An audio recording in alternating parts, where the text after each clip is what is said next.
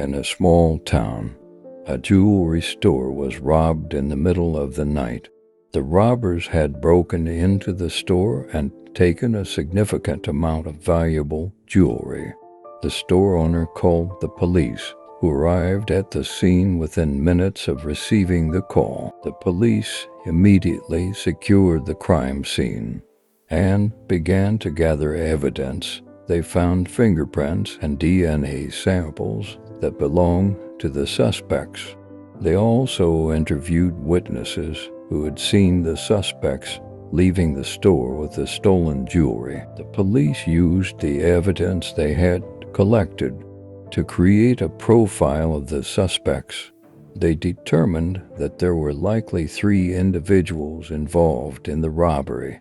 Based on the number of fingerprints found at the scene, the police then began to search for the suspects.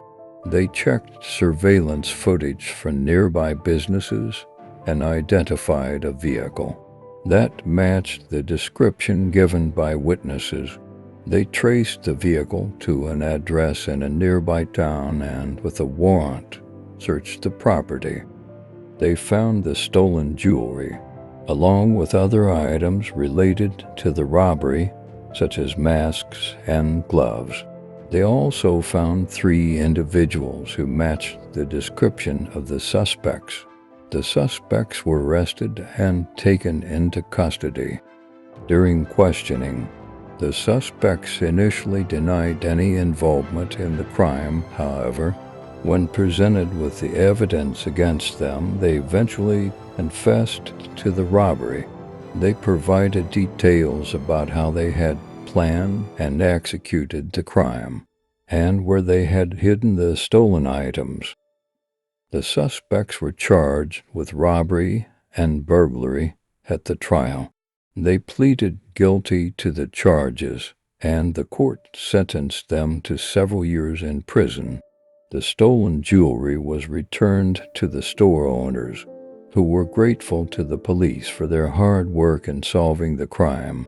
In conclusion, the successful resolution of this crime is an excellent example of how the police can use forensic evidence, witness testimony, and surveillance footage to identify and convict criminals. The police worked diligently to gather evidence and build a case against the suspects, and their efforts ultimately led to the successful prosecution of the individuals responsible for the robbery